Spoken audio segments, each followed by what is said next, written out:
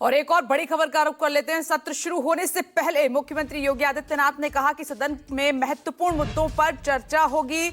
ये सीएम ने कहा है सदन की कार्यवाही सुचारू रूप से चले, ये सबकी जिम्मेदारी है। यानी कि वो विपक्ष की बात कर रहे हैं कि विपक्ष के मुद्दों पर भी चर्चा के लिए तैयार हैं। अगर विपक्ष चाहे तो विपक्ष हार की हताशा से परेशान है, इसलिए हंगामा ना करे। वर्तमान में स्थितियां दिखती हैं, स्वाभाविक रूप से हताश और निराश विपक्ष इन मुद्दों पे चर्चा करने से भागने का प्रयास करता है, सदन की कार्रवाई में बाधा पैदा करने का प्रयास करता है। विपक्ष अगर सार्थक चर्चा को आगे बढ़ाने में मदद करेगी तो मेरा अनुमान है कि यह एक बहुत अच्छा सत्र, बजट सत्र हो सकता है। हम उम्मीद करते हैं कि हार की हताशा से परेशान विपक्ष अपनी इस खुन्नस को सदन पर नहीं उतारेगा। राज्यपाल के अभिभाषण के साथ बजट सत्र की शुरुआत आज हो रही है और 20 फरवरी को बजट पेश होगा यूपी का। लेकिन दूसरी तरफ विपक्ष का हंगामा क्या इशारा कर रहा है, ज्यादा जानकारी दे रहे हैं मेरे सहयोगी मानस श्रीवास्तव वहां पर मौजूद हैं। मानस, आज बजट सत्र की शुरुआत तो हो रही है राज्यपाल के अभिभाषण के साथ, लेकिन जिस तरह से विपक्ष प्रदर्शन कर रहा है, नारेबाजी कर रहा है, हंगामा कर रहा है, उससे लग नहीं रहा है कि सुचारू रूप से सत्र चल पाएगा।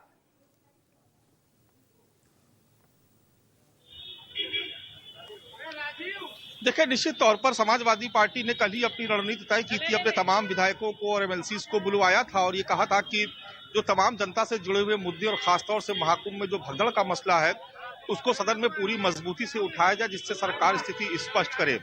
तो और कल ही आपको याद होगा, कल ही शाम को अखिलेश यादव अपने उन तमाम प्रोजेक्ट का निरीक्षण करने गए थे जो उनकी सरकार में लगाए गए थे, चाहे वो कैंसर इंस्टीट्यूट हो, चाहे अमूल डेयरी हो, चाहे फिनिक्स पलासियो मॉल हो।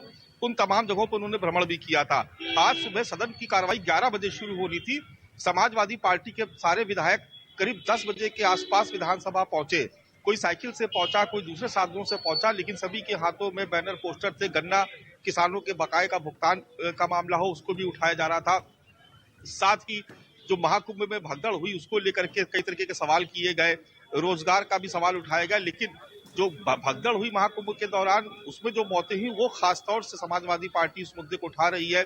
आशुतोष सिन्हा जो एमएलसी हैं समाजवादी पार्टी के, वो एक अस्थि कलश लेकर के आए थे। तो मैंने उनसे पूछा कि ये क्या है, तो उन्होंने कहा कि ये नैतिकता का अस्थि कलश है और सरकार नैतिकता खो चुकी है, इसलिए इसको हम लोकतंत्र के मंदिर में यानी विधानसभा में आज विसर्जित करेंगे। तो एक तरीके से सांकेतिक तौर पर ही सही, लेकिन समाजवादी पार्टी ये कोशिश कर रही है कि इस पूरे मुद्दे पर सरकार को घेरा जाए, सरकार की घेराबंदी की जाए। हालांकि देखिए, मुख्यमंत्री योगी आदित्यनाथ ने बहुत स्पष्ट तौर पर जब मीडिया से वो बात कर रहे थे सदन में दाखिल होने से पहले, तो उन्होंने बहुत स्पष्ट तौर पर कहा था कि बहुत सारे अहम मुद्दे हैं। उत्तर प्रदेश सरकार का बजट, एक पूरे साल भर का बजट आना है, बहुत सारे अनुदान है, इसके अलावा बहुत सारी और विधायी कार्य हैं जो बहुत जरूरी हैं उत्तर प्रदेश को चलाने के लिए, उस पर चर्चा होनी चाहिए। विपक्ष अगर ठीक है मानस, नजर बनाए रखें। शुक्रिया आपका। आगे बढ़ते हैं, एक और बड़ी खबर का रुख